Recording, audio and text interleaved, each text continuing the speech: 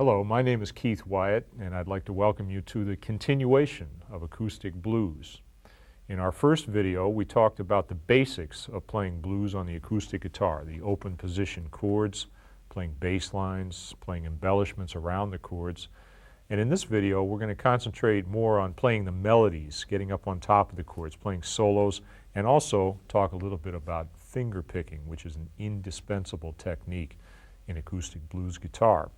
I'm going to take you through a lot of different techniques and ideas that you may not have played before, but the magic of video is that you can always stop the tape, rewind, and listen as often as you like. All right, let's get right down to it.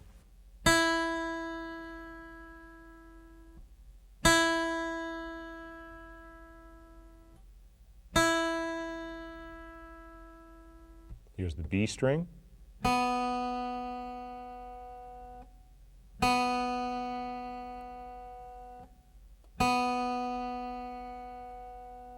The G string.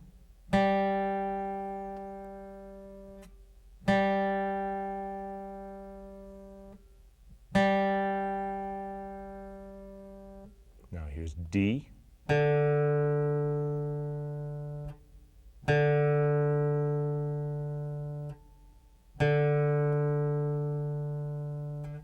The A string.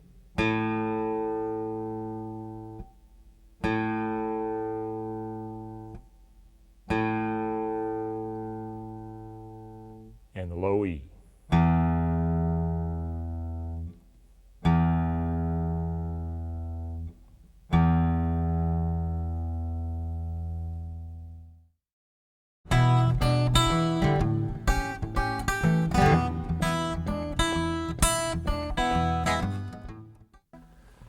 A lot of the great solos that you hear on acoustic blues guitar are really not as different from the chord parts as you might imagine. When we learned chords and we learned how to embellish chords, what we were really doing is creating melodies using notes that belong to the chord as well as notes that are built around the chord. In other words, scale tones, right? Now, rather than learn scale patterns up and down the neck, as is the custom when learning electric guitar, we're going to concentrate on the chords themselves and mainly in the open position, because that's where the real nature of acoustic comes out to the fullest, all right? Now, what I just played there, for instance, was an example of what I think of as playing melodies around the chord shapes. We did a little bit of this, and now we're going to take that idea and expand on it. Now, in the first video as well, I talked a little bit about right-hand technique and about some of the options that people have. You can use just bare thumb and fingers. You can use a flat pick, a thumb pick.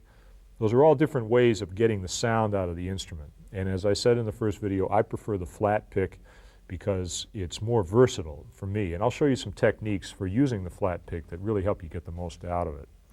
So if I play an example using the pick and you want to use your fingers, that's quite all right. The sound is going to be a little different, but the techniques are essentially the same. All right? Now, let's say we want to get a melody, play a little solo, that is, around an E chord. What are the different options? Rather than looking at a scale pattern right off the bat, let's look at the notes of the chord and see what we can get out of it without really changing much.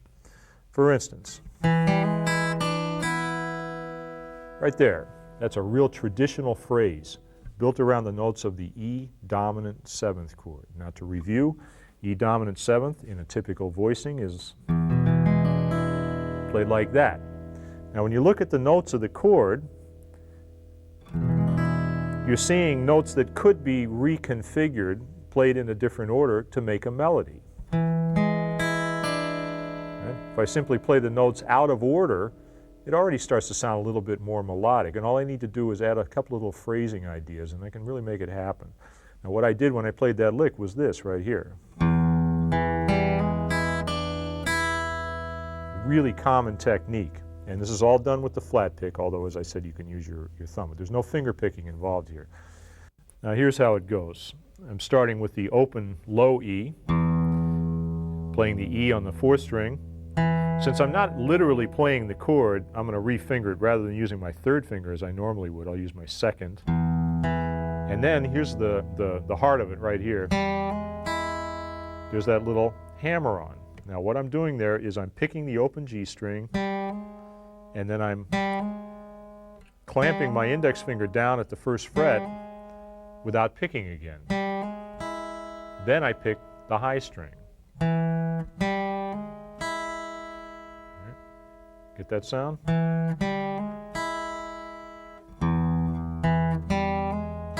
And then the last note is another note that belongs directly to the chord, the seventh, right there, right? And then I can end it up with a high E again.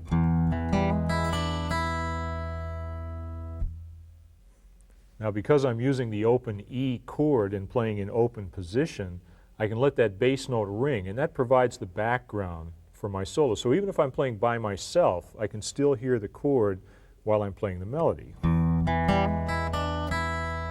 Right? The sound of the chord rings together, and by the time I play all those notes, it's as if I played the chord itself. Right? That's the idea. And from there on, it's a lot of experimentation, just fooling around with different possibilities. If I want to put it together in a 12-bar blues, for instance, key of E, I could play something like this.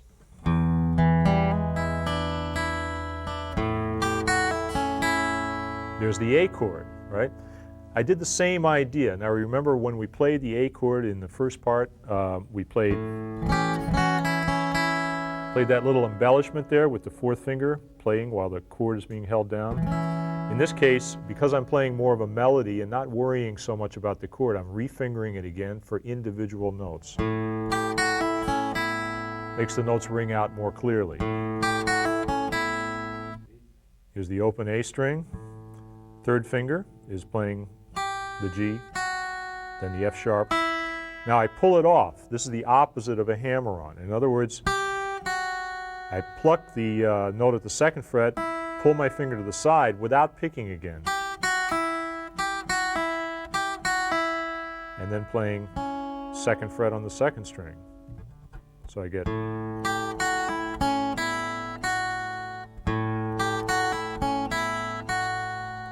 Right? And again, by the time I get done playing the lick, you can really hear the sound of the A7 chord. It's been assembled one note at a time rather than being played as a complete shape. Right? Now, one word about right-hand technique. I said I'm flat picking. You can play it with your thumb and fingers, or a thumb pick if you like. The direction of the pick is not so important. In other words, let it be a natural thing. I'm using some downstrokes and some upstrokes, but nothing I'm going to play in this video is going to be so fast that you have to really work on your right hand. It's just getting it to be smooth and relaxed. In that particular instance, I'm using a combination of downstrokes and upstrokes, and many blues players will play almost all downstrokes except for the occasional upstroke just when it fits. All right, and that's all I'm going to say about the right hand in this particular instance, because we're going to get to it much more detail when we talk about finger picking. All right, so I've got a lick on E, a lick on A. I can come back to the E again. The progression returns to E. There's a continuation of the first lick. Now check this out. Then with the hammer-on, and then I'm going to move the note down like that, like I did when I was embellishing the chord. Remember that, right? So now I've got.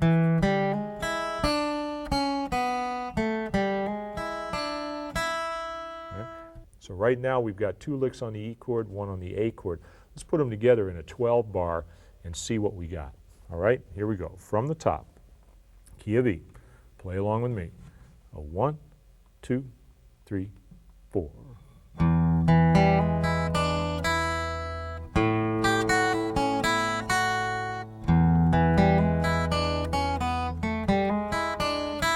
Here's A again.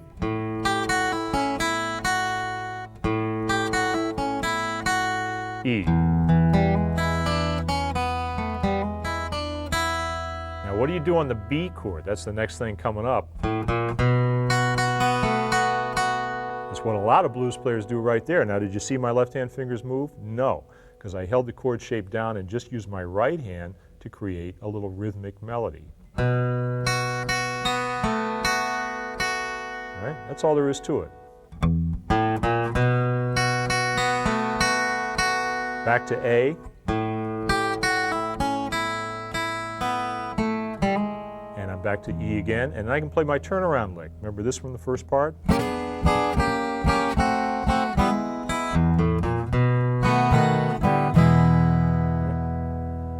So now putting those couple of licks together on the E and the A chord together with just the rhythmic picking of the B chord, we have a complete 12-bar solo. I'll play it for you, with you, one more time. Okay, you play along with me. I'm going to show you another trick right after that that's going to put the whole thing together and make it sound really complete. All right, here we go. From the top. 2, 3, 4, 1.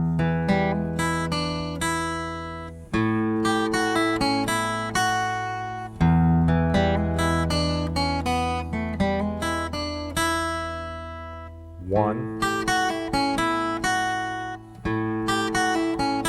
back to E,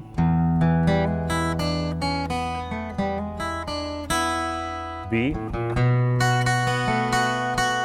A, E.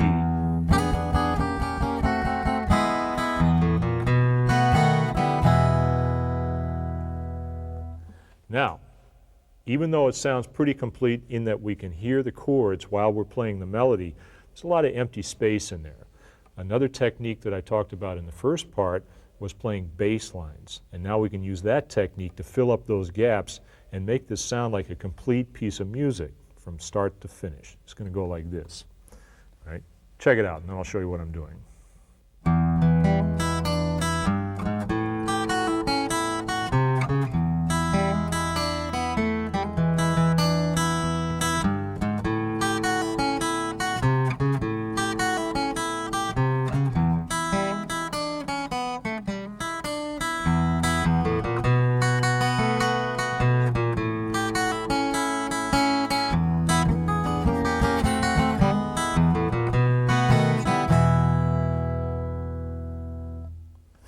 Now, it sounds like there's two different things going on, and in fact there are, but since they don't happen at the same time, you can keep them straight, all right? Now let's break that down and really look at it in detail. Starts off with the lick that I showed you initially on the E chord. Now instead of just hanging out and waiting for the A chord to happen, I'm going to play a bass run that takes me from E to A. It goes like this. So 3rd fret, 4th fret, I can use the same finger, it doesn't matter, and then the open string. Now what finger to use on the bass note is just any finger that you can get to. All right, I'm using my 3rd finger because it's not being used at that instant in the chord. All right, then I play my A lick. I can play the same lick off of the A bass note and then return to the E. Right, so now, putting them together, I've got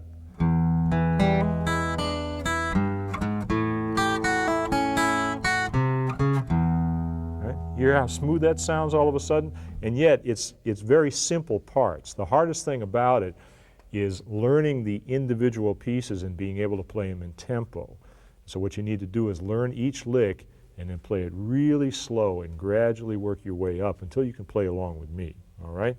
Now continuing with the same idea, we've got the E, the A, and now we're going to play the E again.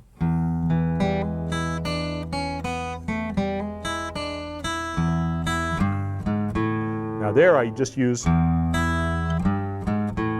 couple of open strings and the bass run to help fill in the gap between the E and the A chord.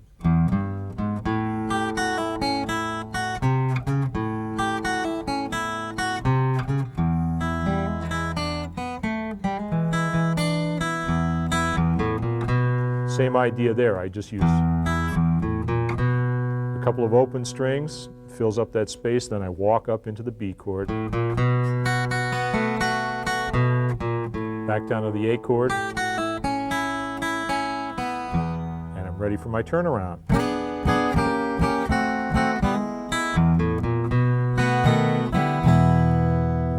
That's pretty hip. Let's play it together one time again, slow tempo, and go for continuity, all right? You're going to hear how all the ideas fit together, and then you can work on it on your own.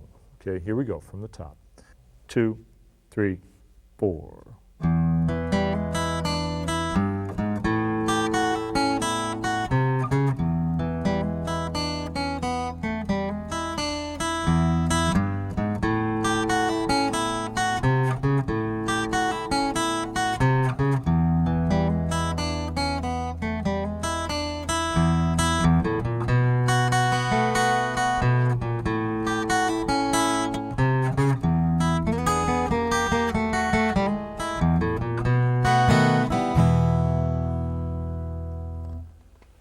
pretty hip, isn't it? Now, you can do more with that kind of an idea, just experimenting on your own. The idea is hold the chord down and find out how many notes are around the chord that you can play without letting go of the chord. Okay, check this out. There's the upper part of my E chord. Now I'm fingering it this way so that I have 2 fingers free. That's going to make my melody playing a little bit easier. That sounds pretty bluesy right there. What am I doing? I'm bending the 1st string from the 3rd fret just a little bit. That's a blues trademark right there. All right. I've also got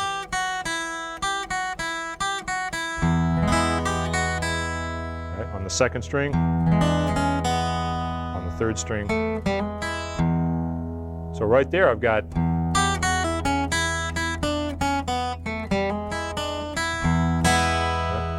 that's a lot of melody based around one particular chord shape. Now on the A chord you can use the same idea. We already worked on that one right there. Now remember there was another voicing of A that we used. This is with the 1st finger and 2nd finger. Easy to play, and it leaves the 3rd and 4th fingers free to play melody notes. Now where are they going to be in this case? We already know about that one. Crossing over to the 2nd string, there's one, 3rd string, that's pretty bluesy.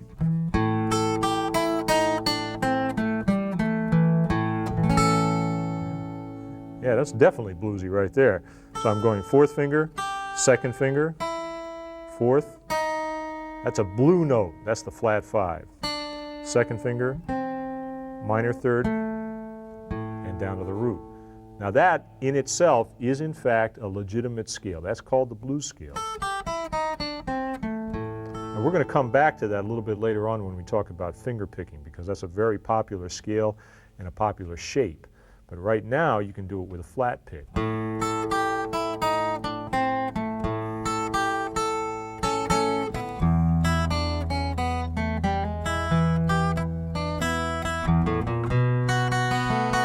Again, on the B chord, most people will just play the chord as it is and add a little rhythm with the right hand.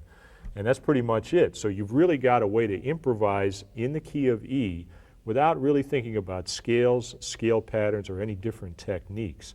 It's sort of what you might call an organic way of playing. And players have used this since the beginning, since the guitar started out as an accompanying instrument and sort of grew into its lead role.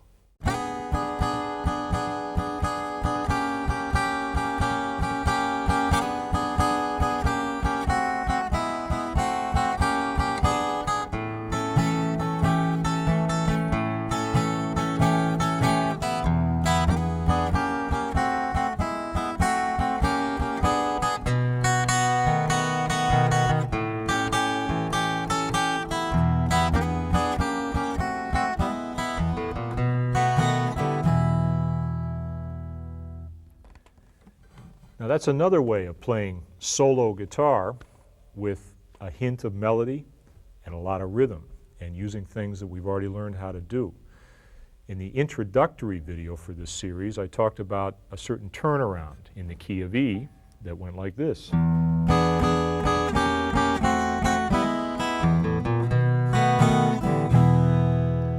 And when I just played the solo, just this minute, what I did is use that same phrase but do it with a different rhythm.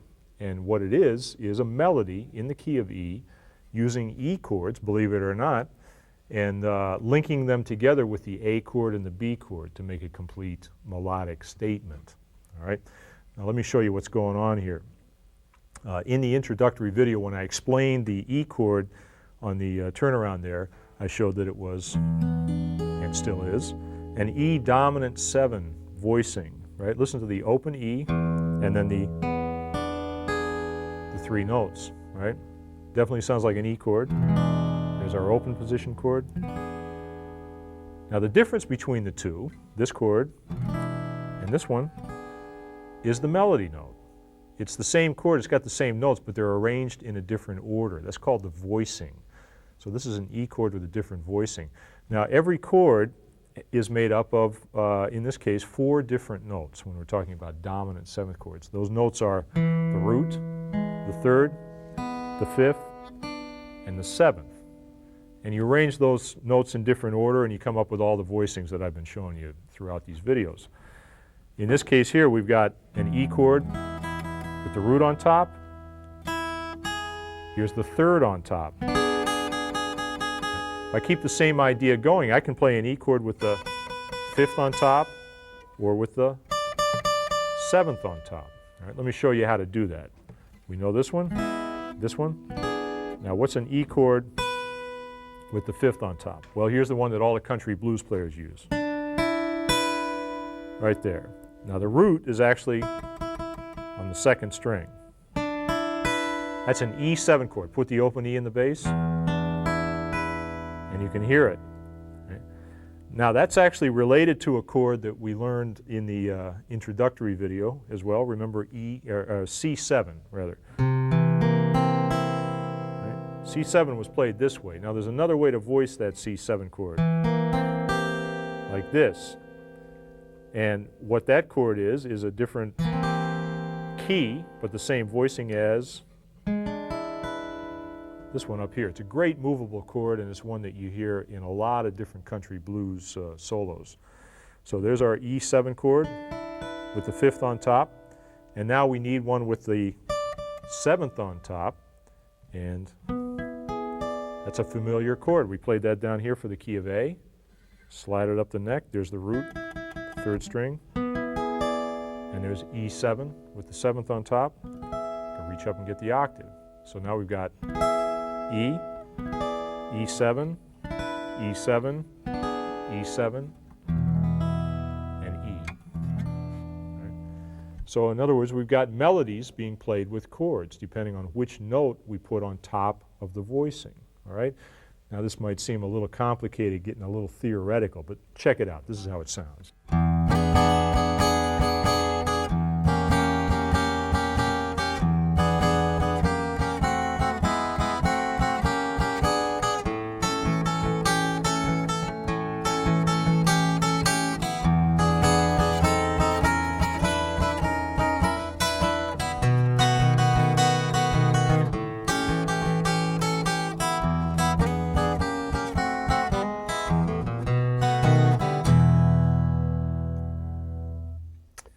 Now I used the voicings that we just talked about, but I added something, which is little half-step connections. We're used to this one, but I also did this. Okay?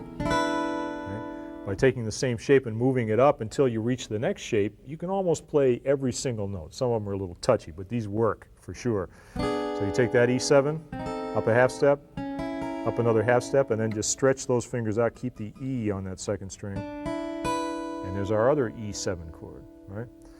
So this is a technique used by country blues guitar players to solo without losing the feel of the rhythm.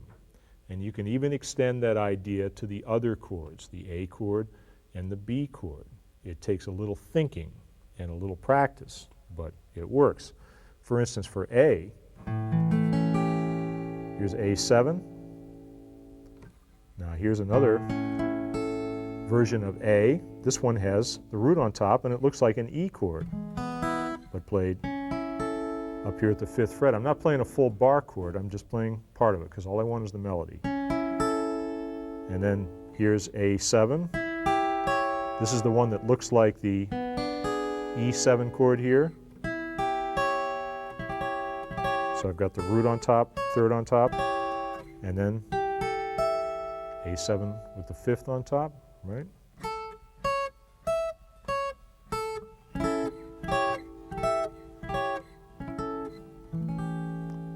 There's 4 ways to play the A7 chord, and I can link them together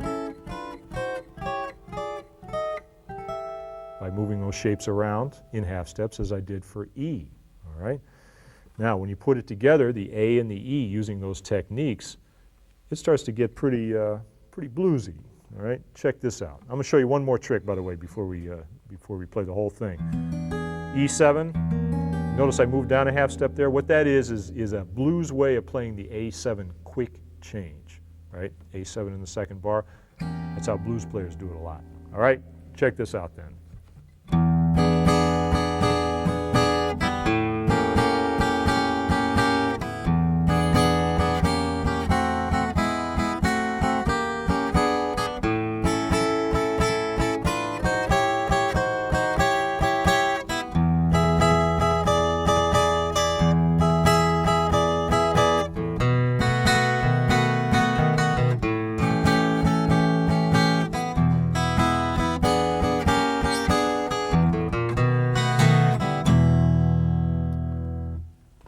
Now what did I do there? I used the E lick. When I went to the A chord though, instead of staying in the open position, played the A chord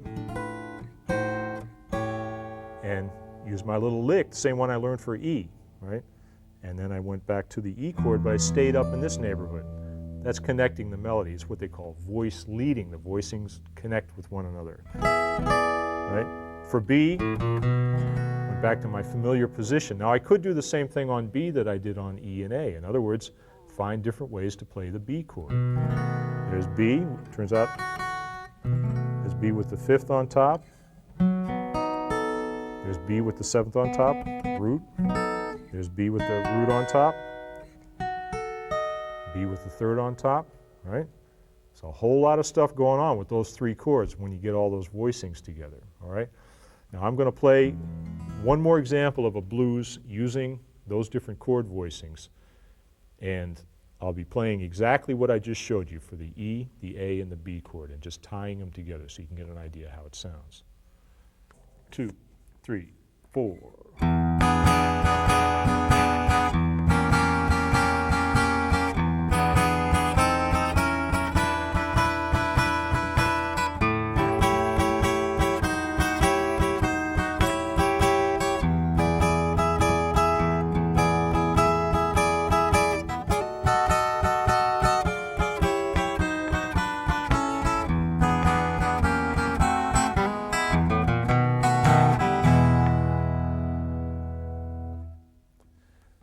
Got up there in the stratosphere a little bit, huh? Now we started off with some familiar territory, E, going down that half step. Right. Now I explain that as a quick change. Even though I'm not changing the bass note, it's still implying the A chord. Hey, you know, we're among friends here. So there's your quick change, back to E. Now instead of going down, I went up. Right? Connecting by half steps up to that E chord there. Now, when I go to my A chord, I could go either to this one or I could go to this one. I chose to go to this one. As you learn these shapes and see how the 1 chord, 4 chord, and 5 chord are related, you can start making these choices yourself. So I went up to the A chord, used the same idea, half steps, back to the E chord. Right? Now, here comes the B chord. And this time, rather than jump all the way back down low and play that open B7 as I have in the past, I decided I'm going to take a chance here and play B up in the same neighborhood. And the one that turns out to be right next door, if I go from E to B, is that one right there. This little 3-note shape here. We know this one. Here's the E. Same shape. The B, it's right here. So it's the B7 chord with the 3rd on top. I played that. Back to A. Now on the B chord, there's no bass note that you can really hit. That's okay. Nobody's going to miss it, right? It's so exciting anyway. There's the A. Now I played the same shape that I've been playing on the E, the turnaround lick, but this time played in A, down in half steps. Going to the A major triad, and then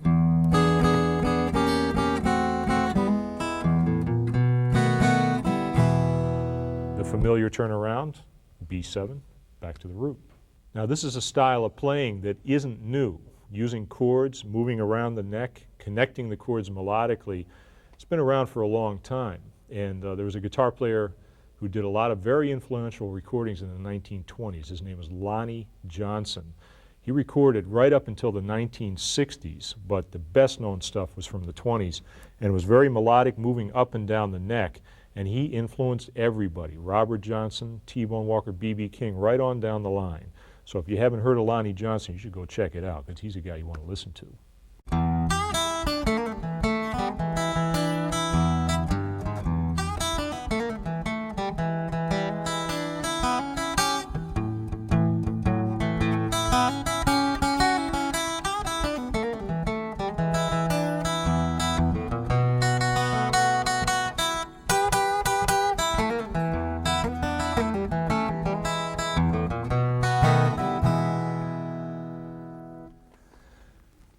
that's a sound that everybody instantly recognizes as blues. And a big reason for that is that I'm playing melodies using the blues scale. And once again in the key of E, taking advantage of those open strings. So I'm going to show you some licks in the blues scale in the key of E. If you want to expand and be able to play all over the neck using different patterns, I suggest you check out some electric guitar videos that concentrate more on those ideas. But in blues, especially acoustic blues, you're going to tend to play most of your stuff right down around the nut. Okay, so that's where we're going to stay. Now, let me show you first of all the scale itself, and then we'll immediately put it to work. The blues scale has, has 5 notes in it with an extra note that people use a lot. I'll show you the first 5. It's called a pentatonic scale, E pentatonic. Here's E on the 4th string, open G, 2nd fret, open B, 3rd fret, open E. That's the octave. That's 5 different notes, then you get to the octave. That's number 6. Back down. Now you notice I'm not being too fancy with my fingering. You don't need to be. You don't want to be. You want to get a good grip on it. So my thumb's over the top. Right? Hold it like a baseball bat, the way a guitar should be held as far as I'm concerned. As far as the right hand is concerned, it's alternate picking. Again, in blues, you don't have to get too tricky with the picking.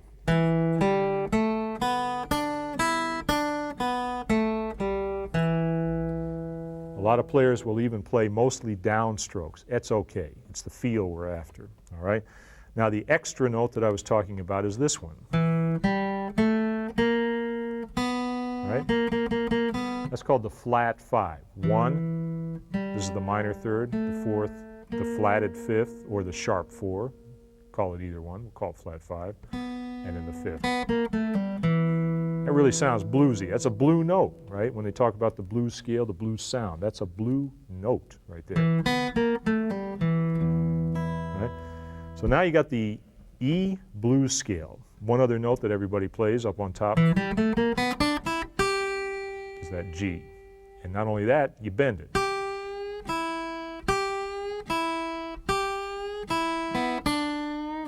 And you bend that 2nd string too. It's these little subtleties that make it sound like blues. Now here's a phrase using the E blues scale. Right?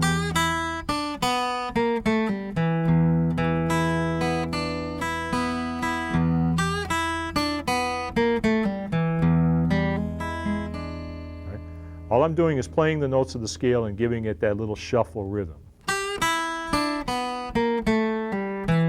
Right? Bend that first note a little bit. That's a pull-off. Then you can add in the notes of the chord as we have in the past, right? So you're still getting the sound of the harmony mixed in with the melody, but now there's more melody as we add more notes to the scale. All right? Now I'll show you a couple of common phrases that people use, things that I was doing just a minute ago when I was playing. Right? That's a little trick lick that everybody uses. And that involves actually 2 different moves. One is a hammer-on, and then a pull-off, and another pull-off before you land on the bottom note. So pick it once, hammer, pull, pull, and then pick the next string. It's what they sometimes call a turn. In other words, it sort of turns the corner and goes back on itself. And it's the kind of thing that you can add to a phrase to make it sound real bluesy.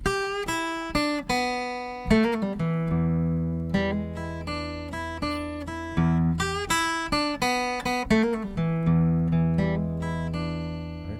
Here's another one. Now, this one is a real nice one because it's almost like a chord. You're playing 2 notes together. 4th fret on the 3rd string, 3rd fret on the 2nd string. And notice how I'm sliding in there like that. Now this is another blues phrase here, where you pick the note and then slide it, and then pull off.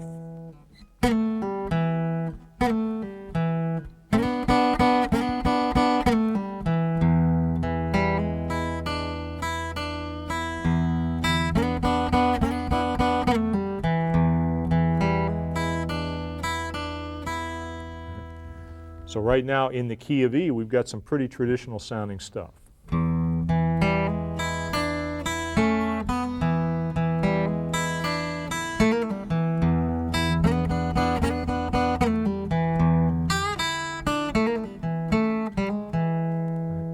That last phrase there was a variation. Now you can continue that pattern down into the lower octave, starting with the low E string. Here's the pentatonic scale. Third finger, open, second, open, second, back down. Now the flat 5. Let's play with the first finger.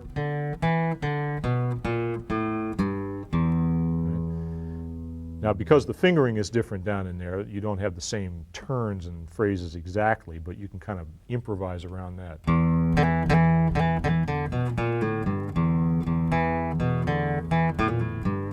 right, there's a version of the turn.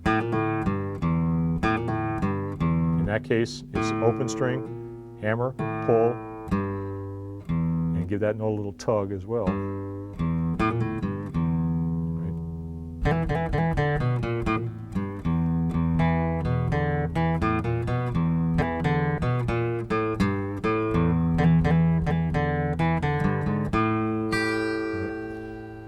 Now those phrases down on the low end, those are kind of in the style of a lot of Chicago blues players, Muddy Waters among them. You can get a lot of mileage out of the low strings. If you put the high and the low strings together, you can get sort of what they call a call and response. Play a lick up high, play a lick down low. All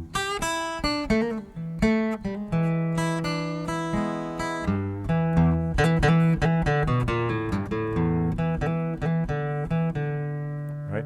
You get the idea.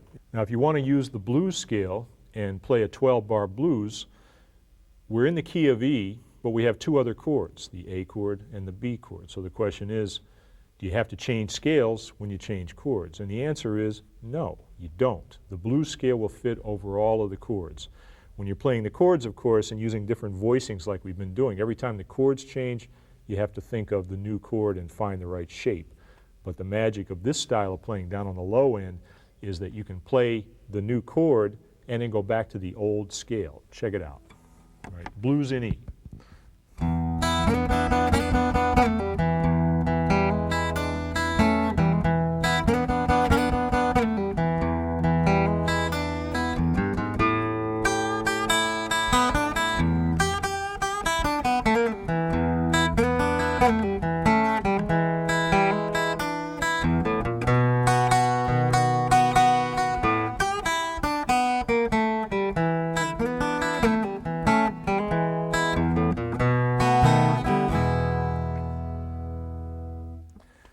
Now you hear the other chords, the A chord and the B chord, mainly because I'm playing the bass note on the A chord. Right? And it helps if you kind of play around the notes of the A chord, but really I'm using the E blues scale as the glue that holds the whole thing together. Now to prove that that scale fits over all three chords, check it out. I'm going to play one lick and I'm going to change the chords underneath the lick, but the lick is all from the E blues scale. Sounds like this.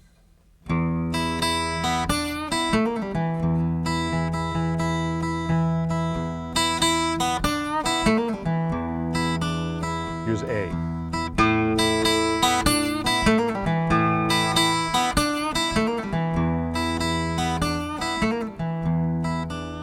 B.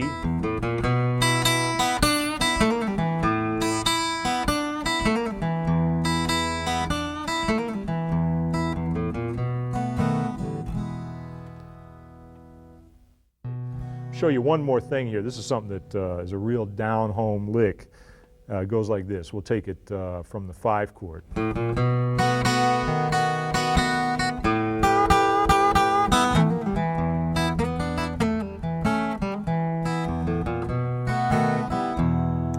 Right, now what I did there, I had the 5 chord.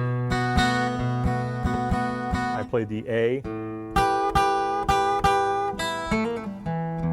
And then back to the open position. The new sound was this up here. First finger at the 7th fret. Second finger at the 8th fret. And bend that second string just a little bit. That's a real down-home sound. You can use that on the E chord. You can use it anywhere in the progression. Then I go right back down low again. There's a famous tune that uses that in the intro. It's called That's All Right, and tune recorded by Muddy Waters guitar player Jimmy Rogers, blues classic.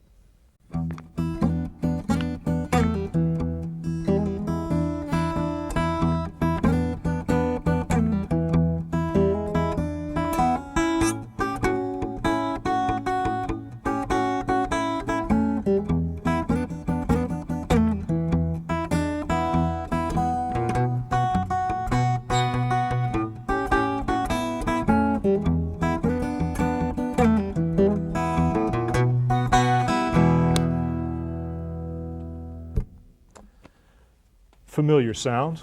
We've actually played most of the stuff that I just did there, and you've heard it 1,000 times, I'm sure. But the difference is I was keeping time for myself on the bass notes while playing the melody notes. In other words, I was finger picking.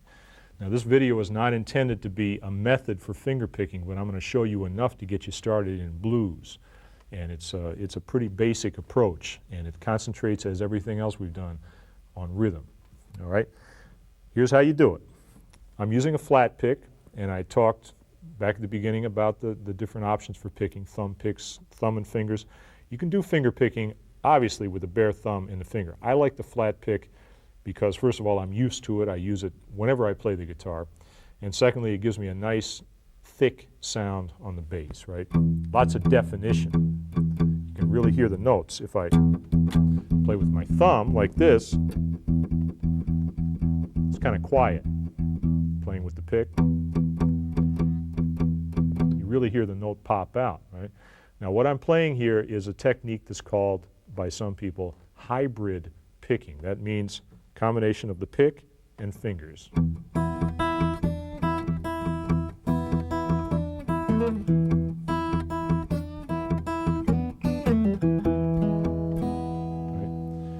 Now, I'm holding the pick just the way everybody normally holds a pick, right? Thumb and first finger. And I'm using it to play all downstrokes on the low E string. And then, with my bare second and third fingers, I'm playing notes on the higher strings. And there's no law about which finger you use on which string. You just sort of work it out, all right? So here's how you get started. First thing we're going to do is play a shuffle on that low E, like this. Real slow. Okay, now use your third finger.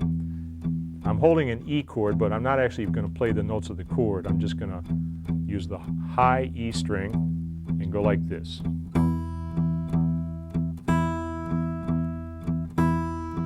Got that? Now the tendency is going to be that you're going to want to stop picking when you pluck that note. But the whole trick is to keep picking even while you're playing the high note. Now on every beat.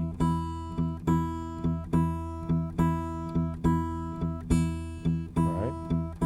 Now I'm going to play in sync with the bass note. That's probably the easiest in a way because they're both doing the same thing.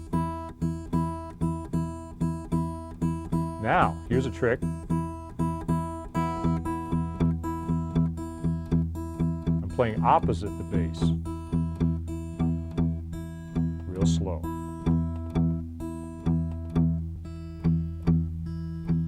Now I hit the downbeat, then the middle part of the triplet is with the finger, but the shuffle is still being played with the pick. Now, all the stuff you hear in different blues licks is combinations of being on the beat or off the beat, like this.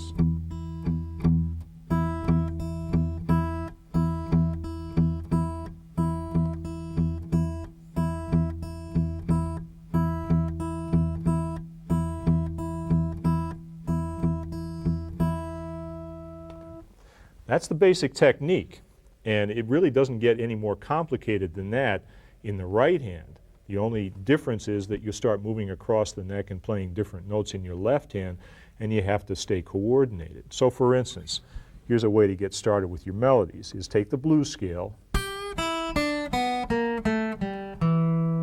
and play the blues scale using a steady bass note.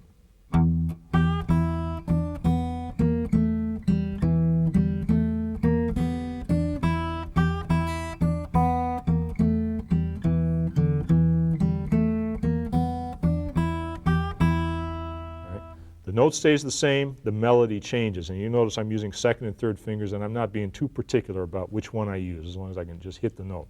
All right? Now check this out.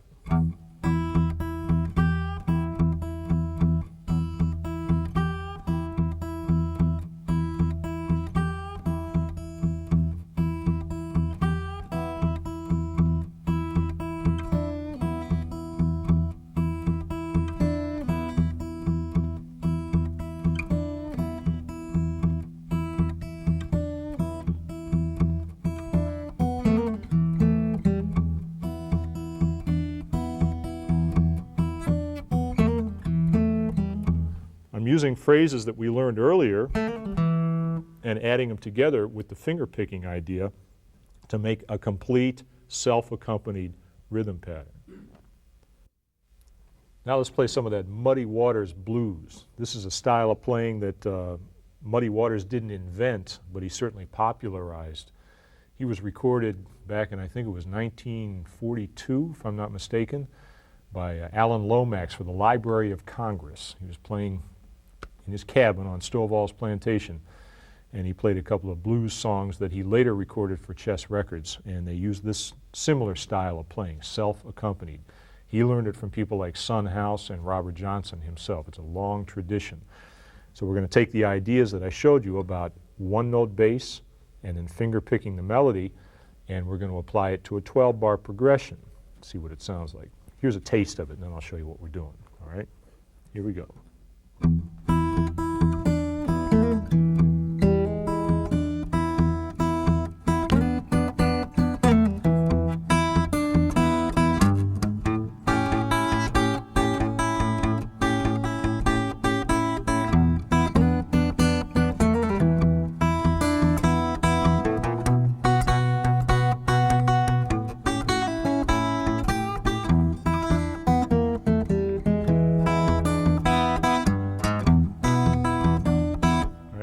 Keep going and going, right? Now, what I did there on the E chord is same thing I showed you, one-note bass, playing different phrases. The tricky part here, as I said, is to keep the time steady while playing different rhythms with the left hand, right? So those little turns.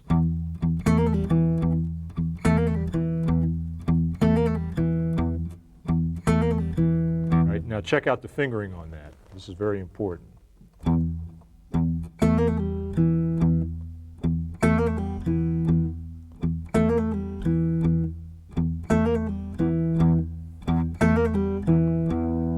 Notice where the phrase starts. The turn starts on the beat.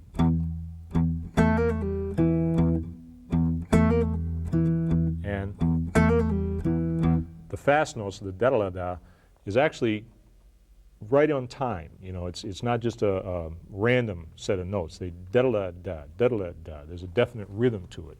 So as you learn a new phrase, you want to break it down and know where it fits in the beat. And that means they're going very slowly and working your way up. So, for instance, key of E.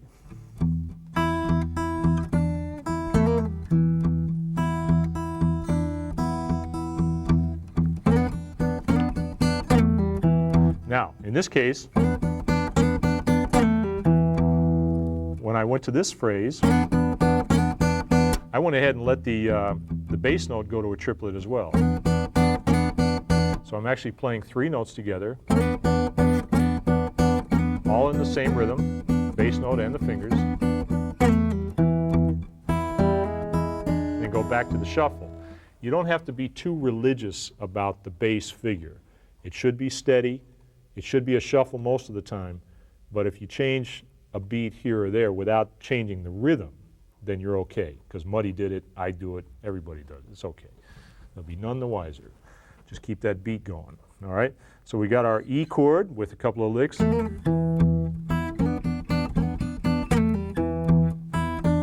Now the A chord. We've already learned that melody. We played it several times.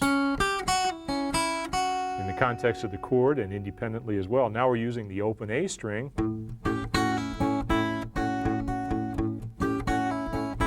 Right? And you see the only thing that's changed is the placement of the pick on the 5th string instead of the 6th string.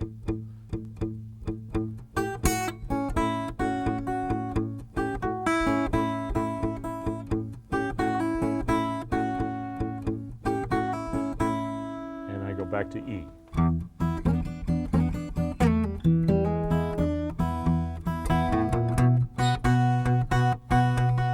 On the B chord again, I'm using Old Reliable. I got my B7 shape, and I'm just going to keep hammering that bass note. Nothing fancy about it. Right? And then back to A. Now, the only thing I'm missing to make this a full Muddy Waters blues is the Muddy Waters turnaround.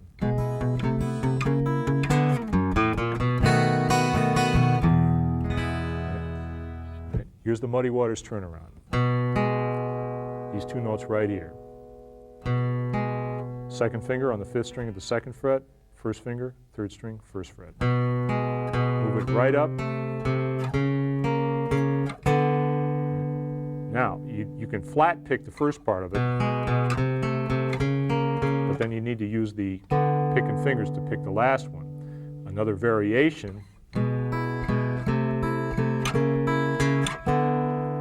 it's a nice one. There you're picking the pick on the 5th string, the 2nd finger is plucking the 3rd string, and the 3rd finger is plucking the open E string.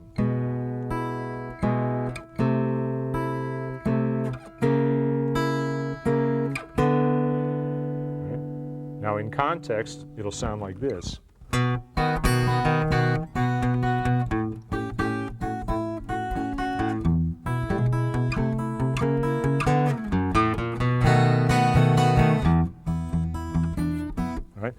Starts on the 2nd beat, as all these turnarounds do, right? So 5 chord, 4 chord, and then 1, 2, 3, 4, 1. And I'm doing an extra little note in the run up to the 5 chord. Start with the F sharp, open, and then play your B7 chord. And with that turnaround, with that run up to the 5 chord, and with all the little finger picking I'm showing you, you get some really authentic, down-home Muddy Waters blues.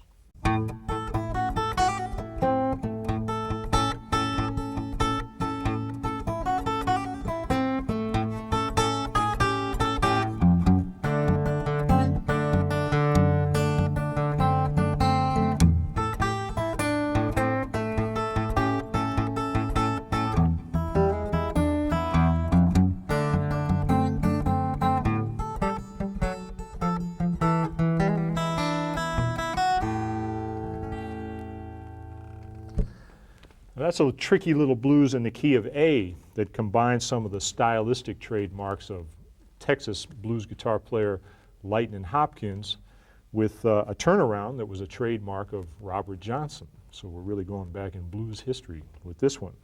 Now playing in the key of A and playing in the key of E really involve the same identical techniques. We're not getting into sophisticated finger picking at this point. We're just talking about the 1-note bass and then playing the melody up above. So the only thing that really changes is my left hand. I'm playing different shapes, but my right hand's doing the same technique. So now I'm playing my shuffle pattern on the A, and I'm holding my A7 chord here. This is the one that gives me access to the high note and the blues scale.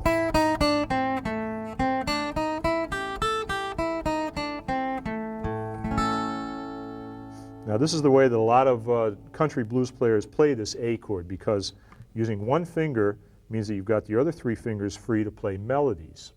Now I started off by playing a Lightnin' Hopkins lick.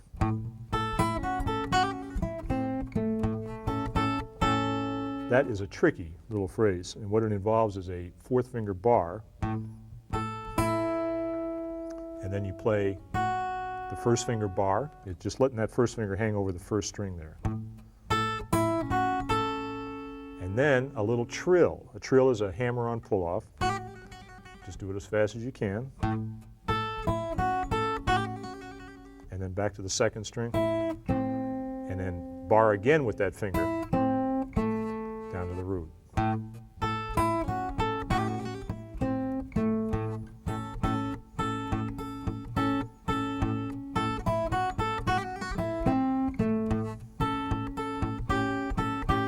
Now, if that one's too tricky, here's a slightly easier variation that you can use to work up to it.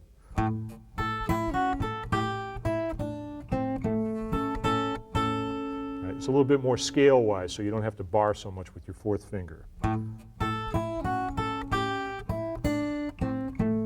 It has basically the same sound. Right? So there I'm barring, then playing the seventh, then down the scale.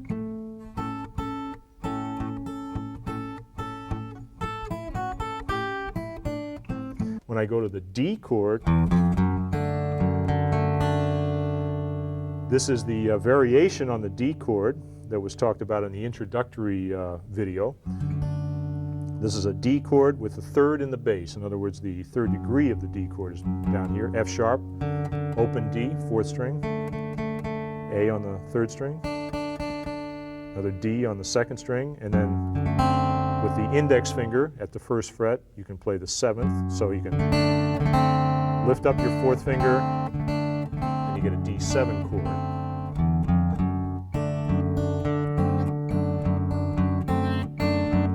And once again, just keep that note going while you play your rhythms against it.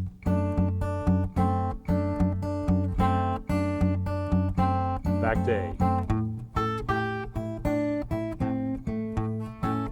Now E. Here I'm holding the chord down and just adding my other fingers as I have before for embellishments. Walk up to the D with the F sharp in the bass. And now I'm ready for my Robert Johnson turnaround.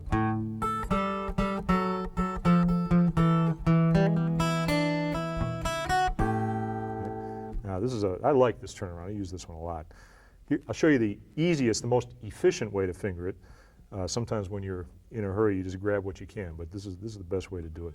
Fourth finger on the top, first finger on the fourth string, and you have to finger pick this one. So pick is going to be on the fourth string, and the second finger is going to pluck the top note.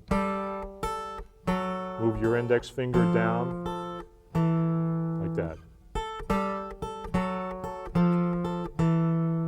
Again, it starts on the second beat, so 3, 4, 1. Now we go to the 5 chord, which in the key of A is E. Right, I play my little turn there, not officially the turn, but my embellishment. And back to A. All right. Let's play the whole 12-bar progression using the lightning lick with the D chord, third in the bass, and then the Robert Johnson turnaround. All right, here we go. 2, 3, 4.